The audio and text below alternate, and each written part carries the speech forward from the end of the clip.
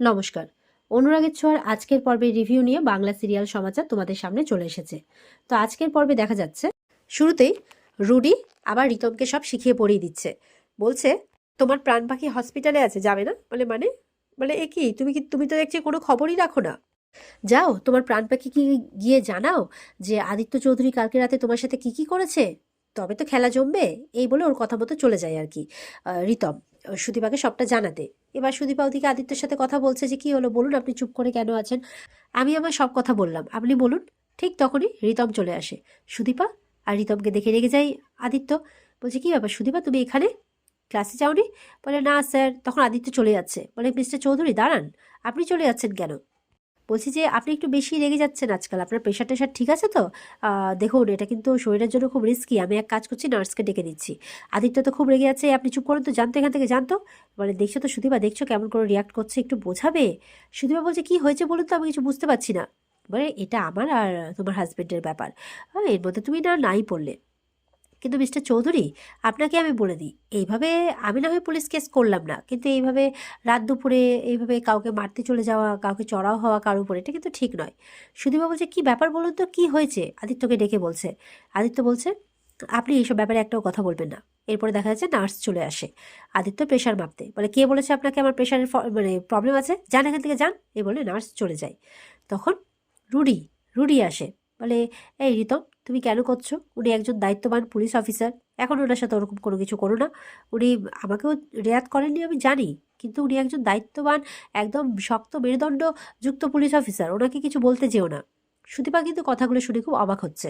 রিতম তত করে আরো রাগিয়ে দিচ্ছে আদিত্যকে। বলছে, সুদীপা, শুধুমাত্র আপনার জন্য আমি ওনাকে কোনো কিছু বলিনি, আর বলবো না। আদিত্য আরো রেগে যায়। এবার এদিকে পরমাকে নিয়ে বাড়ি ফিরছে সবাই, বড়মারা সবাই। তো অভ্রকে বলছে, ধর। অভ্র কিছুতেই ধরবে না। বলছে, এতটা যখন আসতে পেরেছে, ঠিক পেরে যাবে। তখন তো বড়রা রেগে যাচ্ছে, এটা কোন অসভ্যতামি, নিজেরই বউয়ের শরীর খারাপ, একবারও বউয়ের দিকে আসছে না। তো এবার পরমা বলছে, থাক, আমার কাউকে লাগবে না, আমি একাই পারবো। এই বলে পরমা একাই যেতে যাচ্ছে, কিন্তু পায়ে এমন ব্যথা, পড়ে যাচ্ছে। তখন অভ্র গিয়ে ধরে, আবারও অভ্রকে বলছে, যা নিয়ে যা। তাও অভ্র নিয়ে যাবে না। তখন অভ্র আবার পরমাকে ধরতে গেলে পরমা বলছে, থাক, দরকার নেই, আমি একাই পারবো। তখন আদিত্যর মা বলছে, এই ছাড়তো, তোরা ছাড়তো। আর ইয়েকে ডাকছে, আরশিকে। বলছে, চল আমরা নিয়ে যাই, চল। বড়মা বলছে, মানে বড় মা বলছে আর কি, পারবে তো? বলে, হ্যাঁ হ্যাঁ, পেরে যাবো। এদিকে আদিত্যকে তো সবটা বলে দিয়েছে। তখন সুদীপা বলছে, আপনি এইভাবে আমাকে অপমান করলেন, একবারও আমার মান সম্মানের কথা ভাবলেন না। আদিত্য বলছে, আমার কিছু করার ছিল না সুদীপা। আদিত্য বলছে, আমি কেন করেছি সেটা জানতে পারলে। তখন ওই রিতম চুপ করে দেয়, থাক থাক থাক থাক, এখন আর ওই ব্যাপার বলতে হবে না। সুদীপার কাছে গিয়ে ইচ্ছে করে বলছে যে, আপনার কোনো অসুবিধা হয়নি তো?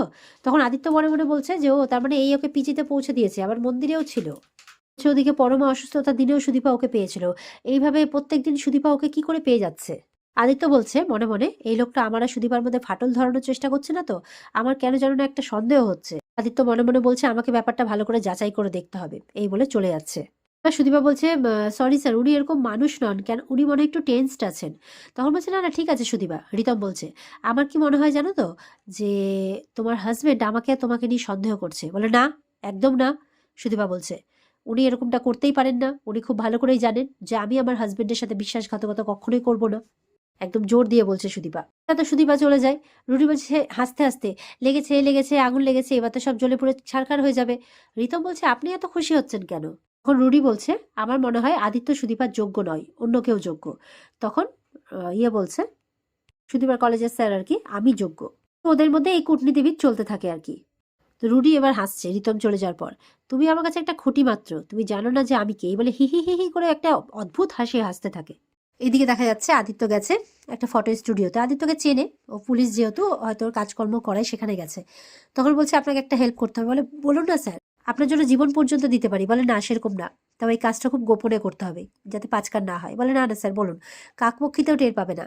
তখন আদিত্য বলছে, কিছু ছবি আপনাকে পাঠাচ্ছি, আপনি দেখুন তো যে এই ছবিগুলো কি কোনোভাবে এডিট করা বা কোনো রকমভাবে কিছু করা, দেখুন তো। বলছে, আপনি আমাকে পাঠান, আমি আপনাকে কিছুক্ষণের মধ্যেই জানিয়ে দিচ্ছি। তো আদিত্য ছবিগুলো সেন্ড করে। এদিকে ওদিকে পরমা ঘরে বসে আছে। এবার অভ্র ঘরে এসছে। আসতেই পরমা বলছে যে, অভ্র শোনো। অভ্র কিন্তু পাত্তা দিচ্ছে না, চলে যাচ্ছে। তো অভ্রকে বারবার ডাকাতে অভ্র দাঁড়ায়। বলছে যে, তোমার কি মনে হয় অভ্র, যে আমি আমার পাপ ঢাকতে এইসব কিছু করেছি? অভ্র বলছে, আমাকে বলতে হচ্ছে কেন? হাসতে হাসতে বলছে। তখন বলছে, না না, তোমার কি মনে হয় বলো, যে আমি এগুলো ইচ্ছে করে করেছি? তখন বলছে, কি হয়েছিল বলো, তাহলে সত্যিটা বলো। তখন বলছে, না আমি কিচ্ছু বলবো না, তুমি তো যা ভাবার নিজে নিজে ভেবেই নিয়েছো, তাহলে আর এখানে আমার কি বলার আছে, কিচ্ছু বলার নেই। তখন সুদীপা আসে। সুদীপা বলছে, তোমাকে বলতে হবে পরমা। বলে মানে? বলে হ্যাঁ, তোমাকে বলতে হবে, আমি তোমার যত্ন আত্তি করবো। তো এটা কি আমি কোনোদিনই জানতে পারবো না যে এটা কিভাবে হয়েছে? অভ্র কিন্তু না শুনে চলে যায়, ওর কোনো ইন্টারেস্ট নেই। পরমা বলছে, তোমার কি মনে হয়, তোমাদের দুজনের কি এটাই মনে হয় যে আমি এই টাইপের মেয়ে, মানে কিরকম মেয়ে আমাকে মনে হয় বলো তো, যে আমার কোনো লাজ লজ্জা নেই, কোনো কিছু নেই? সুদীপা বলছে, বাড়িতে এত লোক থাকতে তুমি ওনাকে ডাকতে গেলে কেন? তখন বলছে, তোমার কি মনে হয় আদিত্য বাড়ি ভর্তি লোকের সামনে আমাকে যখন অপমান করলো, ওইভাবে কথা বললো, তারপরে আমার লাজ লজ্জাহীন মেয়ে আমি ওকে ডাকবো? তোমার কি মনে হয় আমি ওকে ফোন করব এটা জানলে বাড়িতে একটা মানে কি বলবো, আমাকে নিয়ে কলঙ্ক লড়তে পারে, আমাকে নিয়ে উল্টোপাল্টা নোংরা নোংরা কথা হতে পারে, এটা জেনেও আমি ওকে ফোন করব? তোমার এটা মনে হয়? বলছে, তার মানে তুমি ওকে ফোন করোনি? বলে, না আমি ওকে ফোন করিনি। সেই দিন আদিত্য যেভাবে বাড়িতে ঢুকেছিল, একদম ওকে অস্থির লাগছিল, ওকে সুস্থ বলে মনে হচ্ছিল না, ও সব ভাঙচুর করছিল, আর ওকে আটকাতে গিয়ে আমার পায়ের এই অবস্থা আজকে। সুদীপা তো তখন মনে মনে ভাবছে, ওদিকে রিতম স্যারও বলছিল যে উনি সুস্থ নন, ওর বাড়িতে গিয়ে নাকি চড়াও হয়েছিল, এইসব কথা ভাবছে যে উনি তাহলে এমন কি হলো যে এই অবস্থায় উনি বাড়িতে ফিরে এলেন, এমনটা সুদীপা মনে মনে ভাবছে। এদিকে আদিত্য বলছে, যাতে এই ছবিগুলো মিথ্যে হয়, যাতে এডিট করা হয়, আমার মন থেকে যাতে সব ধারণা মুছে যায়, আমি যাতে আবার সুস্থভাবে কাটাতে পারি, এরকম প্রে করছে। ওদিকে আদিত্য কিন্তু ছবিগুলো এবার লোকটা এসছে, এসে বলছে এগুলো সব জেনুইন। বলে, আপনার কোথাও ভুল হচ্ছে না তো, ঠিক মতো দেখেছেন তো? বলে, হ্যাঁ আমি ঠিক মতো দেখেছি, এগুলো সব জেনুইন। এবার তো আদিত্য আবার রেগে মেগে বেরিয়ে যায়। এদিকে সুদীপা কিন্তু খানিকক্ষণের জন্য চুপ করে যায়। তো পরমা জিজ্ঞাসা করছে, কি হলো তোমার সুদীপা? তখন সুদীপা উঠে একবার রিতম স্যারের কথা ভাবছে, একবার আদিত্যর কথা ভাবছে, কিন্তু কোনো কিছু কিন্তু ওর মাথায় ঢুকছে না যে কি এমন ঘটেছিল যে উনি এমন করছিলেন। এই বলে পরমা ডাকলেও সুদীপা কিন্তু ঘর থেকে বেরিয়ে চলে যায়। এরপর পরমা নামতে গেলে তার পায়ে ব্যথা, সে নামতে পারে না। এবার সে বলছে যে আমি এবার কি করব, বাড়িতে কি হচ্ছে বুঝতেও পারছি না, এদিকে তো আমি নামতেও পারছি না। এবার সুদীপা কিন্তু দৌড়াতে দৌড়াতে ওর দাদার কাছে এসছে, অভ্র যাচ্ছে হেঁটে। তখন বলছে, শোনো পরমার কোনো দোষ নেই, পরমা কিন্তু ওকে ডাকেনি। বলছে, তুই ছাড় তো এসব কথা। বলে, আমি সত্যি কথা বলছি, আর পরমাও সত্যি কথা বলছি, এটা আমি খুব ভালো করে জানি। বলে, তুই কি করে জানলি? তুই কি যেন বলে, তুই কতটা চিনিস ওকে? তখন সুদীপা বলছে, তুমি বা কতটা চেনো পরমাকে? কোনোদিনও একদিনও বসে তাকে বোঝার চেষ্টা করেছো? বলে, বাবা তুই জানতে চাস তাকে বোঝার চেষ্টা করেছি কিনা? অভ্র বলছে, ওর তো ভালোই হয়েছে যে এতদিন দূরে দূরে ছিল, আর বাড়ি ছেড়ে যাবে কি করে, এক ছাদের তলাতে থাকতে পাচ্ছে, দেখতে পাচ্ছে। আর তুই আমাকে প্রশ্ন করছিস ওর জন্য? পরমা কিন্তু ঘর থেকে সবটাই শুনতে পাচ্ছে। পরমা এদিকে মন খারাপ করে বলছে, আমার কেউ নেই, আমাকে কেউ বুঝবে না, এটা তো ওর শ্বশুর বাড়ি, মানে অভ্রের বাড়ি আর কি, আমার শ্বশুর বাড়ি, এখানে আমাকে কেউ বুঝবে না, ও তো এই বাড়ির ছেলে, এই বাড়ির সদস্যরা সবাই ওর নিজের, আমাকে কেউ বুঝবে না, এভাবে দুঃখ করছে। ওদিকে সুদীপাকে আদিত্যর মা বলছে, এই তোদের কি হয়েছে রে, বলতো আমাকে সবটা খুলে একবার পরিষ্কার করে বল। আদিত্য বলছিল তুই নাকি ওকে ঠকিয়েছিস। বলে, কি? উনি বলেছেন আমি ওনাকে ঠকিয়েছি? বলে, হ্যাঁ। বলছে, কেন বলছিল এরকমটা? তখন সুদীপা সব কথা বলে যে কি হয়েছিল, মানে রেস্টুরেন্টে ডাকা থেকে শুরু করে বাড়িতে পরমাকে কোলে নিয়ে তোলা থেকে শুরু করে সবটা বলে, সবটা। তখন বলছে, ভুলটা আমারই, আমি ওনাকে ভুল বুঝেছিলাম। তখন বলছে, এত কিছু ভুল বোঝাবুঝি হয়ে গেছে তোদের মধ্যে? ওদিকে আদিত্য ডিউটিতে গেছে, বলছে মনে যায় চলুক, আমাকে ডিউটি করতেই হবে, ডিউটি করতেই হবে। তখন তরুণবাবু আসে, এসে বলছে, দেখুন তো এটা আপনার দাদা, কালকে রাত্রে ইনি ছিলেন আপনার মিসেসের সাথে। তখন বলছে, মনে মনে বলছে, আরে সত্যিই তো, এটা তো দাদাই ছিল। তখন তরুণবাবুকে বলছে, একটা কেস আসবে, সামলে নেবেন। বলে, ঠিক আছে, চেষ্টা করবো স্যার। তখন তরুণবাবু চলে গেলে আদিত্যও বেরিয়ে পড়ে, বলছে, এটা আমি কি করলাম এই বলে বেরিয়ে পড়ে। আদিত্যর মা বলছে, তোদের এত ভুল বোঝাবুঝি, এত মান অভিমান, সবটা কিন্তু তোদেরকেই মিটিয়ে নিতে হবে। আদিত্যর মা বলছে, আমি তো মা, আমি কিন্তু সব বুঝি। বলতে না বলতে কলিং বেল টিপছে আর কি, কেউ এসেছে। খুলেই তখন আদিত্যর বাবা আর কি। আর আসতে না আসতে, এই শুয়ে খালি পড়ে পড়ে শুয়ে শুয়ে ঘুমাচ্ছে, খালি দরজা খুলতে দেরি হবে, মানে আসতে না আসতে একদম ওনার টেম্পার একদম শুরু। সুদীপার শাশুড়ি মা বলছে, আস্তে কথা বলো, সুদীপা রয়েছে এখানে।